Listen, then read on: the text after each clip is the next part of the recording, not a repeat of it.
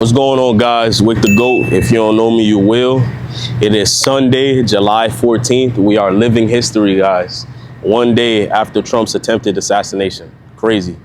Never thought I would live to see something like that in my generation, but hey, I guess, there's always crazy people out there. Today, we're going to talk about my truck, how I got here, living the American dream, as you would say, right? I'm from a family of immigrants. I am first generation US, so to do this type of stuff is special. My ethnicity, I'm Haitian, Haitien.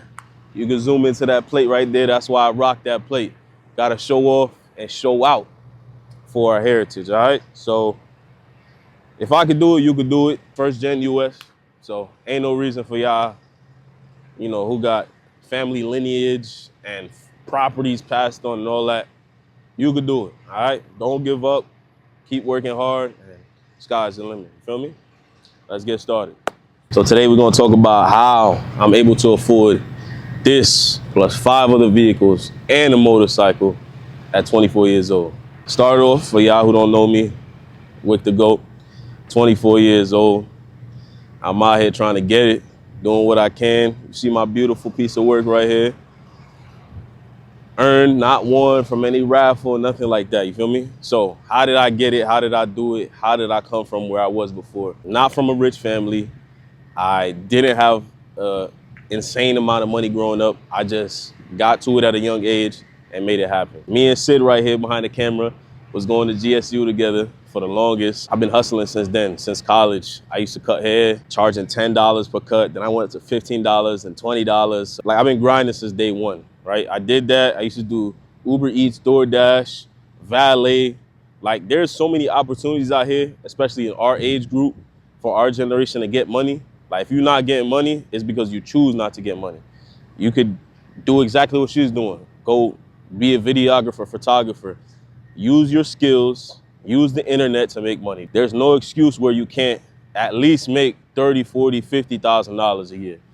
I mean, not everybody is meant to be 6-figure type guy, 7-figure type guy, girl, but you can do it. There's so many opportunities. There's money on the internet. Just go out there and do it. So, like I said, those are my humble startings. I was a barber for maybe since I was like 16 years old. So I've been cutting for almost 10 years now. Now, not as much because my job takes most of my time. Now I'm trying to get back into YouTube. So this is going to take most of my time. Social life, having all that other stuff going on. So you just got to keep going and not quit. Like, it's easy to give up and just be like, all right, listen, I don't want to chase my dreams anymore because it seems like it's not attainable. When I used to tell people like, hey, listen, I'm telling you, by the time I'm 22, 23, I'm gonna have 5, 6 cars. I did it.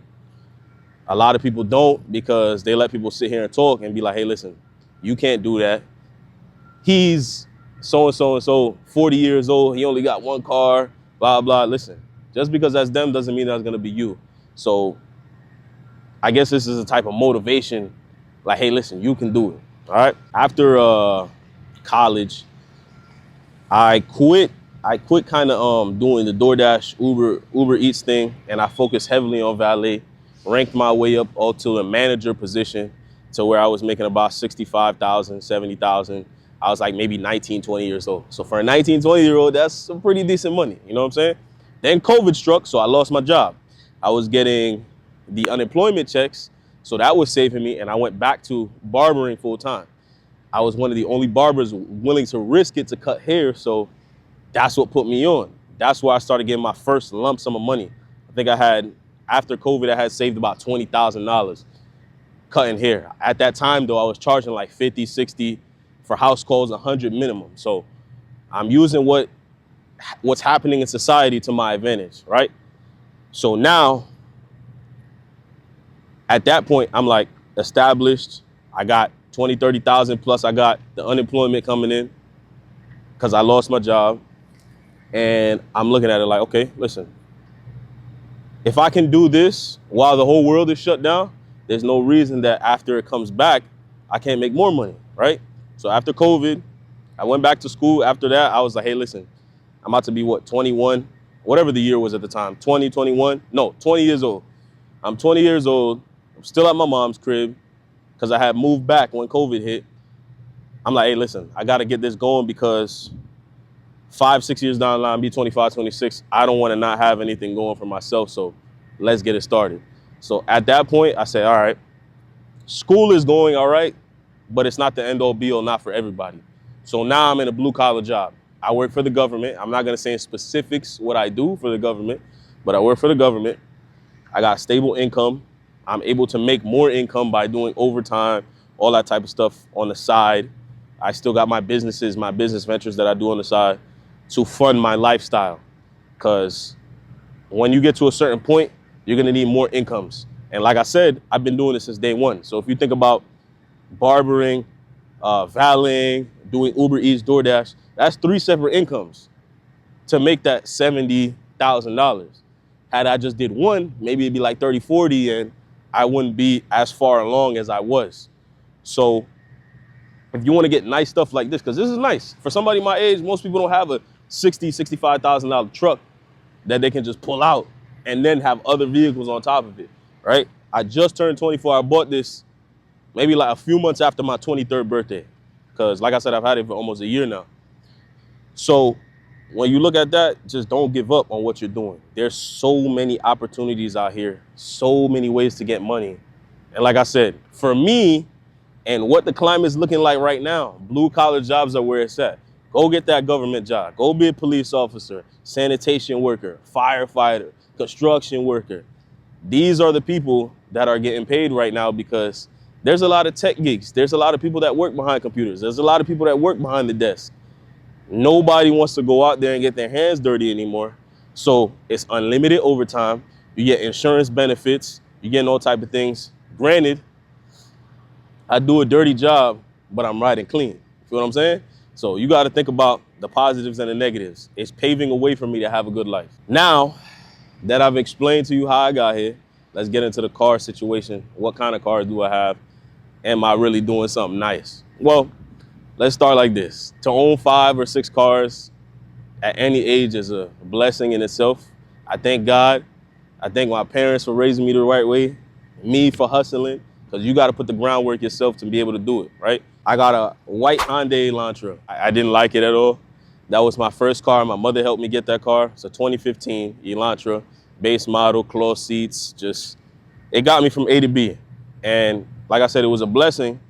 And if your parents can help you get a car, don't feel bad. You can still go out there, get a job, try to finance a vehicle, something. Always start with something reliable. You know, I hated it at the time, but now I look back and I appreciate it, right? So I started with that. I was able to do DoorDash, go to my valet job in the city, go to classes, do whatever extracurricular activities with the bare minimum maintenance. That's why I say for first-time car buyers, definitely go with something. If your pockets aren't deep like that, go with something that's reliable because that's going to get you to A to B on a regular basis and you won't have to be worrying about insane amounts for fixes, for repairs, you know, all that type of stuff. Tire changes cheap, oil change like $55, cool. So that was the first car. Had that car from, I think I got my first car like 17, from 17 to about 19. So I blew the transmission using the little Shiftronic thing. So I was out of the car. My best friend, rest in peace to my boy Bryce, used to let me borrow his car to go to work, right? He used to let me borrow his car to go to work. I would drop him at school. I would go to my class, pick him up, because we worked the same job at the time, and pick him up and we go to work together. So he saved me for a good 3, 4, 5. I don't even remember how long it was. But like I said, rest in peace to my boy. Then my dad had an extra car, 1998 4Runner. This car I put the most effort into. I got this right after the transmission blew in the other car because I didn't have a choice. I bought it from my pops for $1,000 as it was an extra car that he had, right? So everything is earned, not given. So I was like, hey, listen, I'm gonna give you $1,000. It had some problems. I fixed all the problems, upgraded it, tires, rims, suspension, lighting, interior lighting, subwoofers, tents, repainted the whole thing. Obviously, this is not all at once, but this is years in the making. And one day I'll go over all the mods once I get it running again. It's sitting up there in my apartment. Not running now because it needs a new radiator, but that's number 2. E63. It's a 2009 Mercedes-Benz E63. This is the W211 series Benz. First E63, that's what came after the E55. And a 6.2 liter, 517 horsepower from the factory, right? So that was the first like nice car that I had. Really proud of that car. So now I got that car on BBS CCRs, lowering links because I got air suspension on it. Swapped the HIDs to LEDs. I have a slight modification to the muffler. You already know, tint all day, all day. I did a upgrade to get Bluetooth in the car because the 2009 series, they used to have Bluetooth that you could call. Like, I think it was linked to Sirius XM or something like that, but it didn't work at the time, so I upgraded that. Put some spacers on it. With the kit that I got, with the N-Link kit, comes with spacers. Nothing crazy, but it's nice fitment, right? So that was the third car I got. The fourth car I got was a Crown Vic. Believe it or not. Crown Victoria, 2008, all black, ex-police Interceptor, because like I said, the Toyota had broke down, so I needed something reliable to drive. The Mercedes was in the shop. I gave my girlfriend the Hyundai, so what car does that leave me? Nothing. So I was like, hey, listen, I gotta buy this to and from work, and it is what it is. Granted, at this time, I'm making $100,000+. Could I have went and go buy a new car? Yes. But what did I do? I bought I think I paid $2,000 for the Crown Vic.